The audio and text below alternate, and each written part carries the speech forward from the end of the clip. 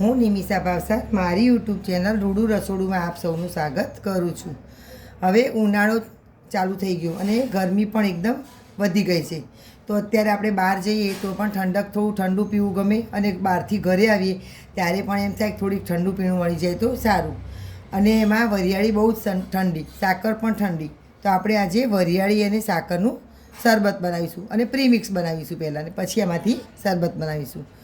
અને આ પ્રીમિક્સ આપણે જો બહારગામ જતા હોય ને તો ગરમીમાં જોડે રાખીએ તો તરસ લાગે તો પણ તમે ઠંડા પાણીમાં થોડુંક લઈ અને ઓગાળીને પી શકો, તો તમને તરસ પણ ઓછી લાગશે વરિયાળીને સાકર આવે એટલે. અને તમને અશક્તિ જેવું લાગે, ઉનાળાનું થોડું ડિહાઇડ્રેશન જેવું, તો આ પીશો તો એકદમ તમને શરીરમાં ઠંડક થશે અને સ્ટેમિના પણ સરસ આવી જશે તમારો.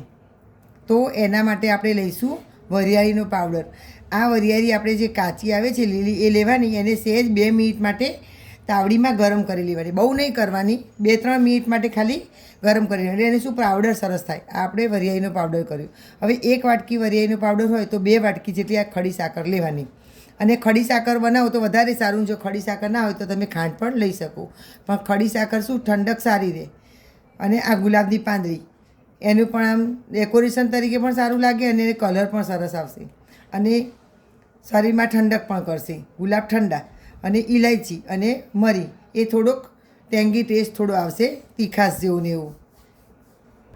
હવે આ સાકર હોય ને એકદમ આવા મોટા ગાંગડા હોય તો થોડીક આવી રીતે ટુકડા કરી અને પછી મિક્સરમાં કરવાની, નહીં તો શું મિક્સરની બ્લેડ તૂટી જાય. એટલે આવી રીતે થોડું અધકચરું કરી અને પછી આવી રીતે મિક્સરમાં લેવાની. અને જો નાની સાકર હોય, પેલી આવે છે મંદિરમાં મૂકવાની ચોરસ, તો એને તો વાંધો નહીં, તમે ડાયરેક્ટ કરો તો એ.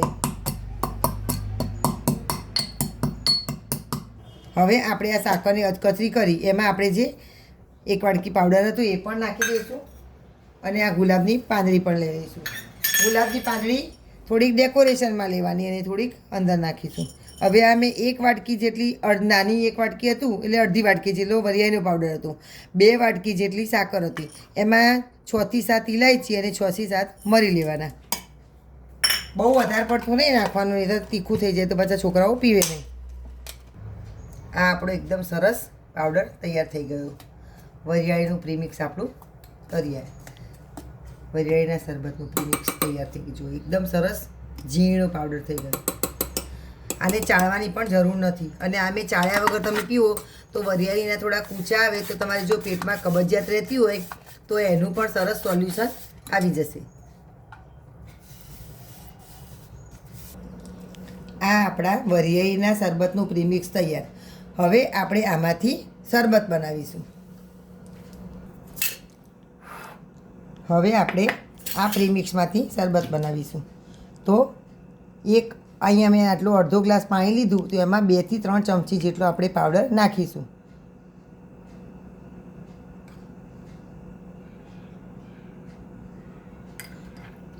હવે આને હલાવી દેવાનું.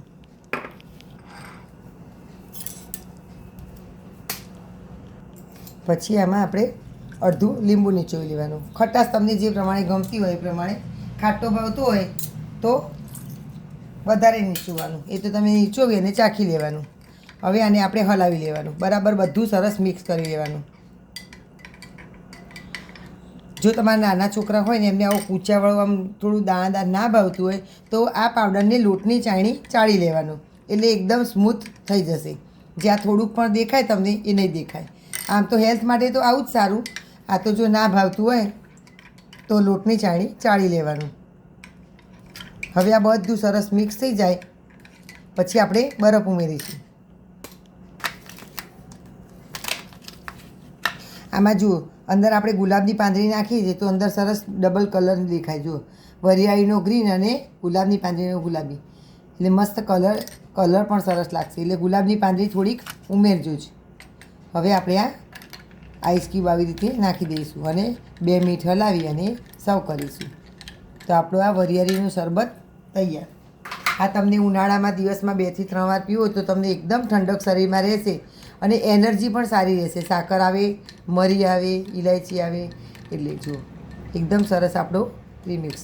આ તમે ડેકોરેશન કરવું હોય તો ઉપર ગુલાબની પાંદડીથી ડેકોરેશન કરી શકો છો. તો મારી આ વાનગી પસંદ આવી હોય તો મારી ચેનલ રૂડુ રસોડુંને સબસ્ક્રાઈબ કરશો, બેલ આઇકોન પર પ્રેસ કરશો અને તમારા ફ્રેન્ડ સાથે શેર કરવાનું ભૂલતા નહીં અને બનાવો તો મને કોમેન્ટ કરજો.